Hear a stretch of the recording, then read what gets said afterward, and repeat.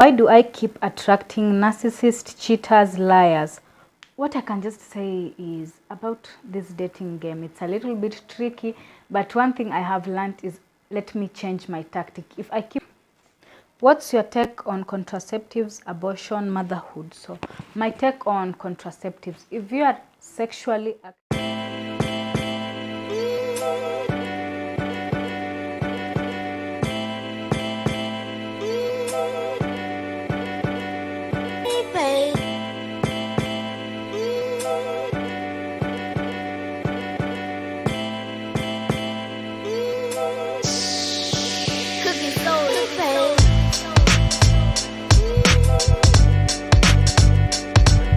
hey guys, welcome or welcome back to my YouTube channel. If you're new here, welcome to the squad. If you're a returning subscriber, thank you for always sticking by. It's your girl Miss Fina, and today guys we are doing the healing diaries. By the way guys, thank you so much for the 1000 subscribers. Anyway, for the healing diaries today I have some questions written here, and I'm just going to open one by one as we read through them, and then I give you my thought of idea. What do you enjoy about YouTube?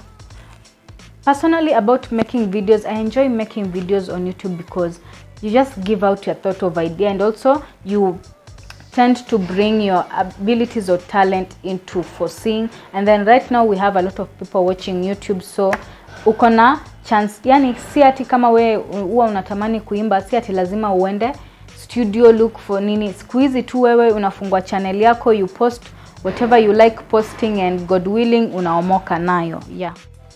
What's your take on people hating you and loving you? Darling, let me tell you something about people.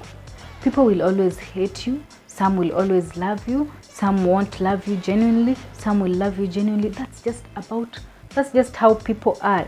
What I can say is put people aside. Work on yourself. Know yourself. Know your worth. Know what you can take and what you cannot take. So if somebody hates you because of you being you, darling, I'm sorry, there's nothing that I can change. That's just me.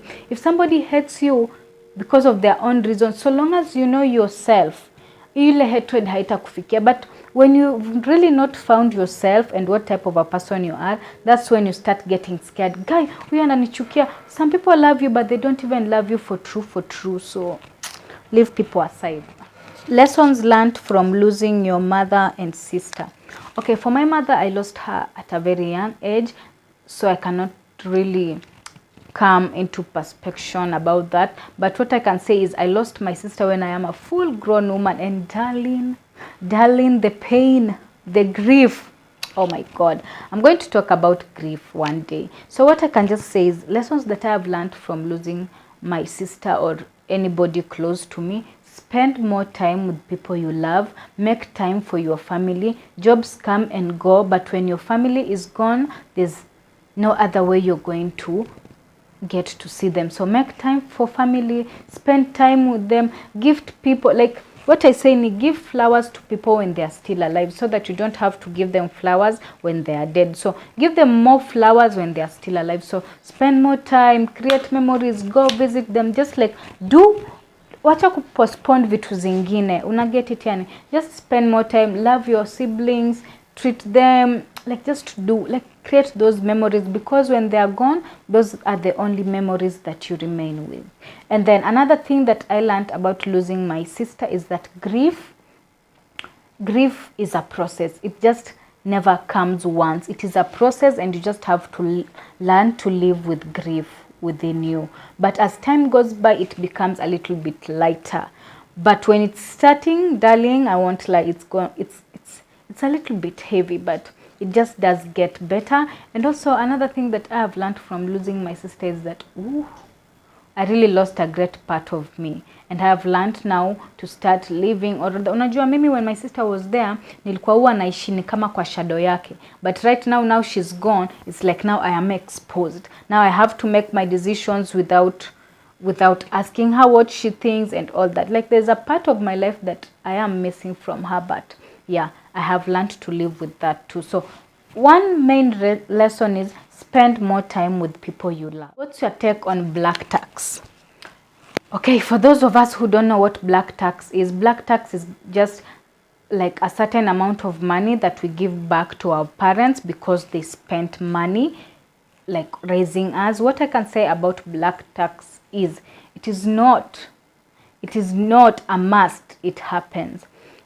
So about black tax, like you don't have to put it at the back of your mind, or rather it doesn't have to stress you about giving back money to our parents. One thing you have to realize is that when we were kids, them they were doing their part as being parents, and now we are grown people and we are also looking forward to start our families. We will have to do our best in raising our kids. We won't raise our kids in the hopes ati wakishakuwa wakubwa watapata pesa wakuja wafanye nini watupatie. So it is not a must, but it is good and it is advisable to give to your parents when you can. It is advisable to take care of your parents when you can.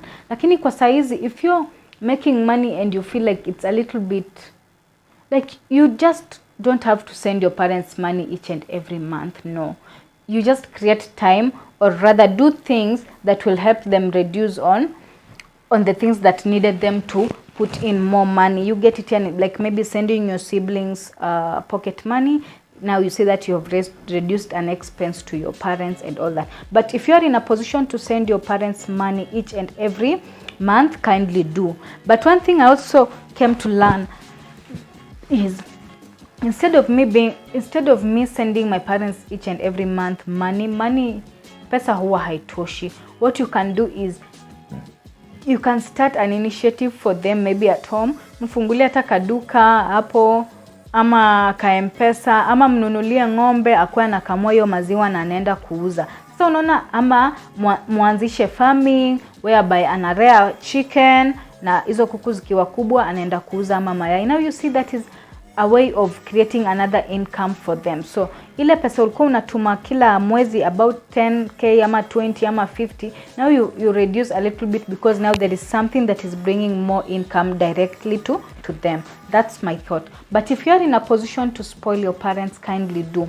But if you are in a struggling position, just make sure you try your best.